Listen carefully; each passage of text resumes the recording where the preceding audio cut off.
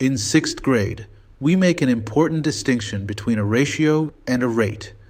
A ratio, which we've already covered, often compares things that are measured in the same unit, like 3 cats to 5 dogs. A rate is a special kind of ratio that compares two quantities measured in different units. Look at the visual on the screen. We're comparing miles to hours or dollars to pounds. Because the units are different, we know we're talking about a rate. The most important rate for us to master is the unit rate.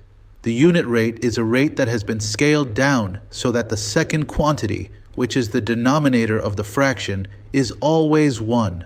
The standard says we understand the concept of A by B, where the unit is A by 1. The moment you hear the words per, each, or for every one, you should immediately think unit rate. This is the rate we use to make everything comparable. So, how do we find this magic number, the unit rate? It's much simpler than you think. To turn a ratio like A to B into a unit rate, you just use division. You take the first number, A, and divide it by the second number, B. The fraction bar in the ratio A by B literally means divide. The result of that division is your unit rate. It tells you the value of the first quantity for every single unit of the second quantity. The language we use in everyday life actually makes finding the unit rate easier. When you hear someone talk about speed, they don't say 150 miles for 3 hours. They convert it to the simpler unit rate, 50 miles per hour. When you're talking about money, you convert that complicated rate of $20 for 4 pounds into the easy unit rate of $5 per pound. The word per is almost always your clue that a unit rate is being used or requested. Let's calculate our first unit rate using a classic example, speed. The problem on the screen says a car travels 240 miles on 8 gallons of gas. Our rate is 240 miles by 8 gallons. We want miles per 1 gallon, so we divide 240 divided by 8. That gives us 30. The unit rate is 30 miles per gallon, or 30 mpg. This simple calculation gives us a single number that defines the car's efficiency. Another common and very useful unit rate is the unit price, which helps you find the better buy. In this example, Store A sells 3 pounds of apples for $6. To find the unit price, we set up the rate as $6 by 3 pounds. We divide 6 divided by 3, which equals 2. This means the unit price is $2 per pound. Now you know exactly what 1 pound of apples costs. The reason we go to all the trouble of finding the unit rate is because it's a powerful problem-solving tool. Once you know the cost or speed or efficiency for one, you can easily find the cost or speed for any amount. You just take the unit rate and multiply it by the new number of items or hours or miles you are dealing with. It turns every complex rate problem into a simple multiplication problem. Let's see the power of the unit rate in action. Imagine a convenience store has a unit rate of 50 cents per candy bar. That's the price for one. If your friend asks you how much 7 candy bars will cost, you don't have to set up a new ratio.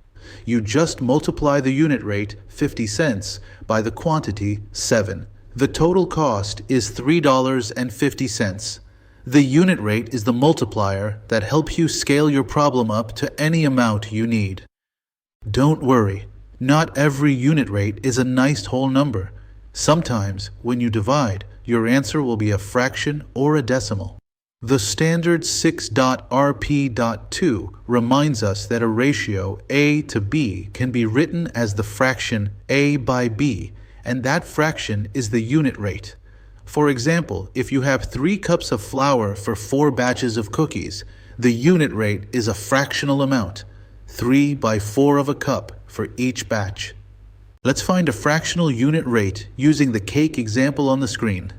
Suppose you need 5 cups of sugar to make 8 cakes. The rate is 5 cups by 8 cakes.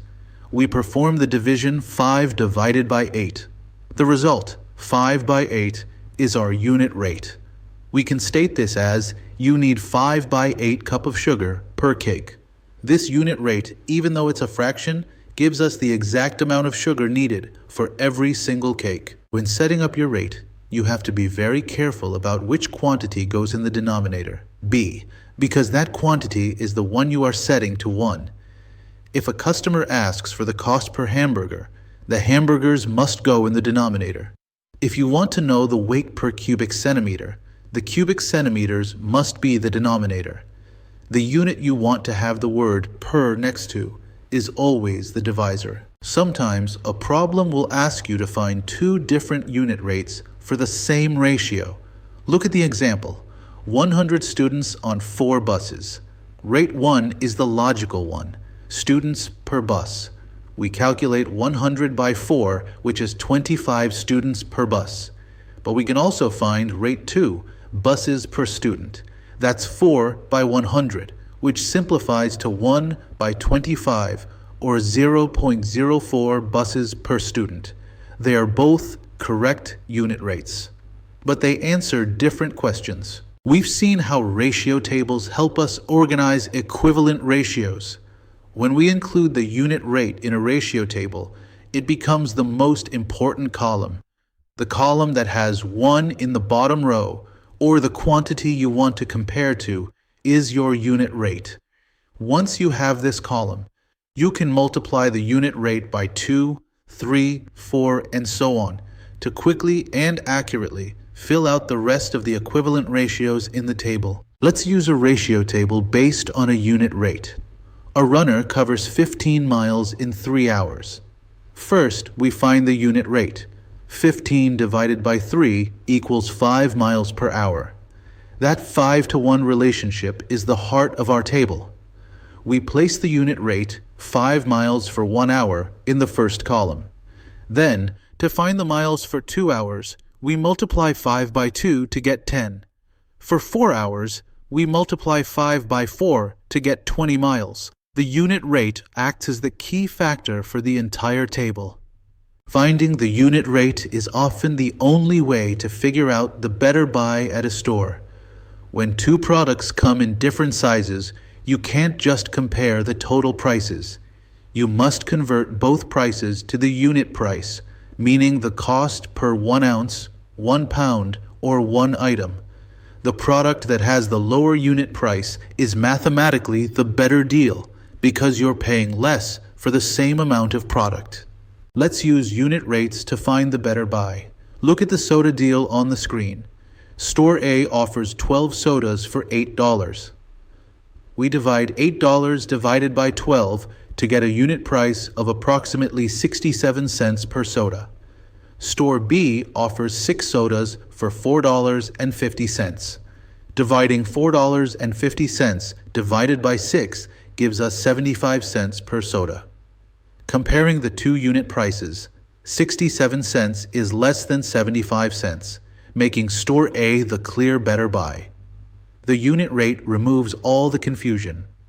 Ratios and rates aren't just for shopping and driving. They are fundamental in science too. Take the concept of density. Density is calculated as a unit rate, mass divided by volume. It's usually measured in grams per cubic centimeter. The unit rate tells us the mass of an object if its volume was exactly 1 cubic centimeter. It's a fantastic example of a unit rate used to define a property of matter. We can calculate the density of a rock using a unit rate. The problem states the rock has a mass of 45 grams and a volume of 5 cubic centimeters.